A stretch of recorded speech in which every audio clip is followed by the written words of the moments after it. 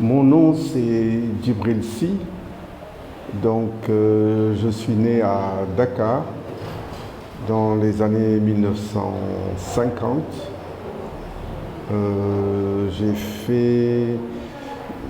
J'ai pas fait de grosses études, hein, j'ai beaucoup plus eu une formation artistique que j'ai commencé à l'école des arts dans les années 80. Au début de ma carrière de photographe, j'étais affecté au cabinet du maire de Dakar de l'époque. Bon, j'y suis resté peut-être 5 ans. Et après le cabinet du maire, puisque ce travail ne me plaisait pas trop, alors j'ai dû démissionner et je suis resté en contrat avec l'Institut français de Dakar pendant quelques mois. Et après, l'Institut français m'a financé une mission artistique dans la communauté lébou de Dakar.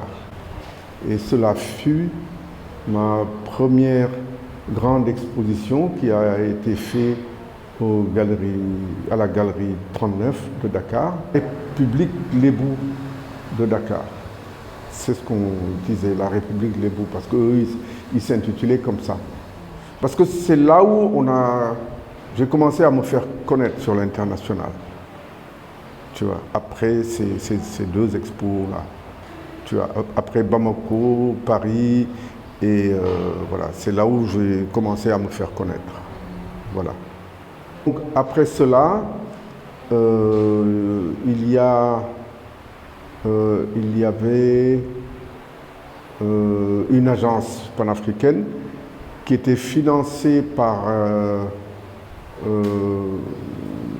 des pays africains, en l'occurrence le Nigeria, la Libye, oui, c'était les premiers bailleurs. Et Kadhafi finalement a financé cette agence-là. C'est lui c'était le premier bailleur de fonds, le président Kadhafi. Voilà. Et donc puisque c'était une agence panafricaine, ça m'a permis de beaucoup voyager à travers l'Afrique, dans certains pays africains. Voilà. Est-ce que tu as une idée de la période? Oui, c'était les années 2000. Ouais. Au début des années 2000, ouais. Alors les artistes sénégalais qui ont fait leurs études, surtout aux Beaux-Arts, je les ai rencontrés au début des années 70-80. C'est dans ces périodes-là parce que j'avais commencé à fréquenter l'école des arts. C'est à cette période-là. Parce que j'avais un oncle, c'est-à-dire un jeune frère à mon papa, qui en était devenu le directeur de l'école des arts. Donc c'est là où j'ai commencé à fréquenter l'Institut des arts. Voilà.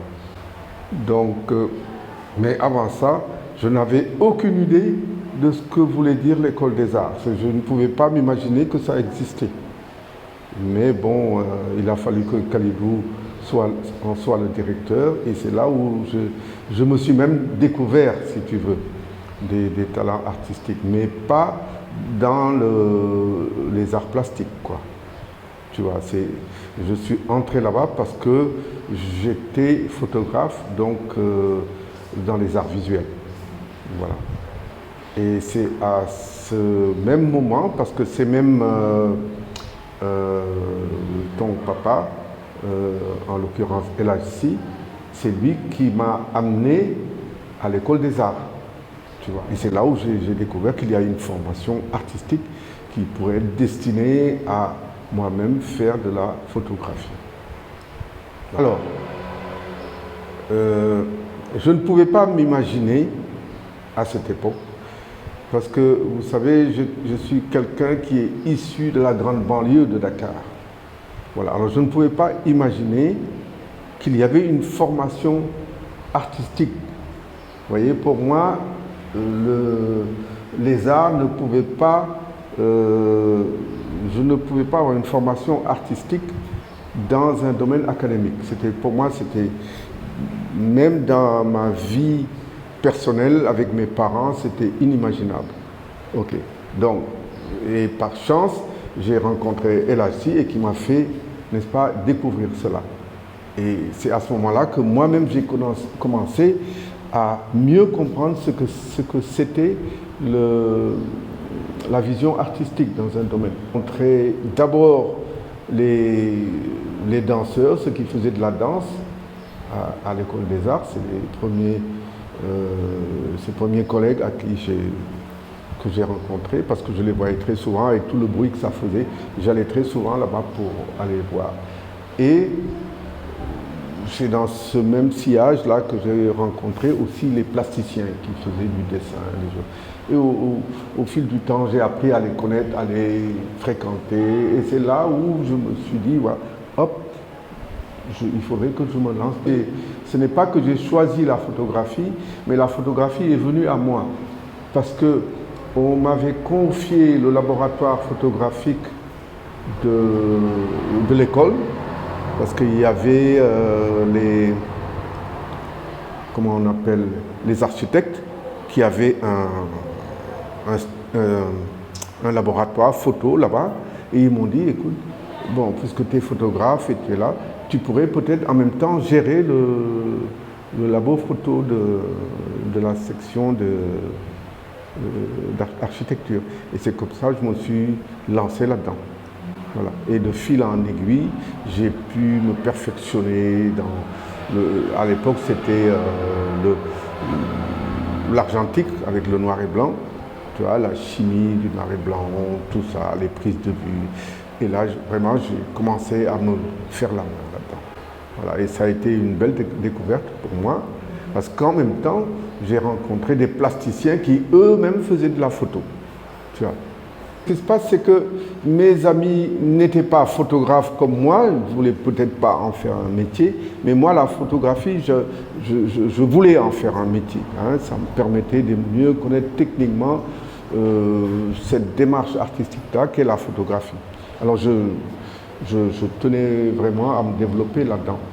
Et comme j'ai rencontré Elassi, qui était un plasticien presque reconnu à cette époque-là, parce que moi, mon rêve, en fait, ce n'était pas de devenir photographe au début, mais quand je suis venu à l'école des arts la première fois, c'était de la peinture.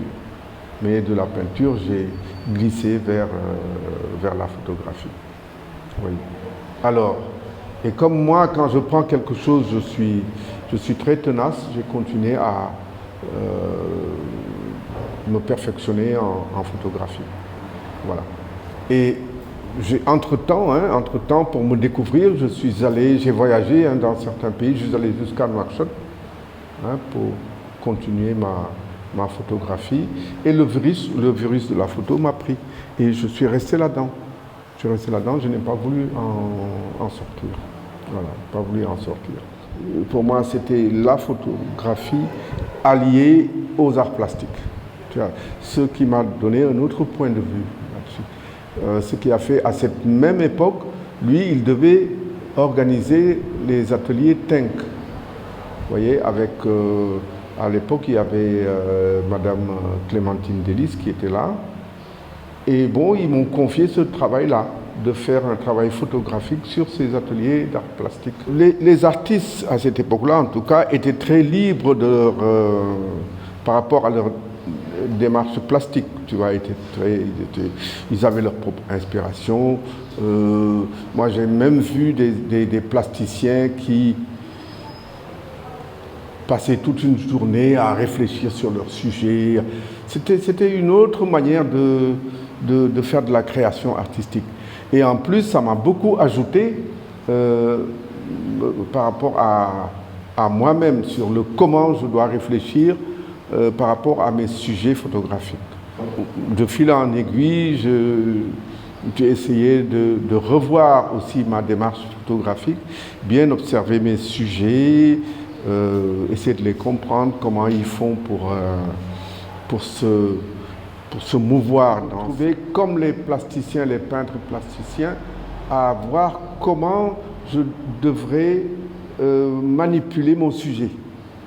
Quand je dis manipuler mon sujet, mais il faudrait que je reste maître de mon sujet. Je suis photographe, oui, mais c'est moi-même qui élabore le sujet que je photographie. Tu vois. Je ne suis pas là simplement à prendre des images des gens qui sont en train d'exécuter des actions ou des choses. Non, non. Il fallait que j'aie une démarche artistique par rapport à ce sujet-là. Voilà, ça m'a appris à mieux les observer, à mieux les connaître. Et j'en ai tiré un avantage certain. Il y avait un gros challenge parce que ce sont tous les deux des sujets artistiques. Ça demande une certaine démarche pour comprendre le sujet que tu dois photographier. Hein, comment est-ce que le plasticien aborde son sujet? Parce que je connaissais, par exemple, certains artistes, je peux même citer quelque chose comme Babacar Traoré, par exemple. Voilà quelqu'un que moi j'admirais beaucoup par rapport à sa manière d'attaquer ses sujets. Lui, il était sculpteur, mais Babacar pouvait aborder un sujet pendant des heures, pour ne pas dire pendant des jours, avant de l'attaquer. Tu vois, il a une manière de l'observer, de tourner autour de son sujet, tu vois. Et donc, finalement, il arrive même, c'est peut-être trop dire,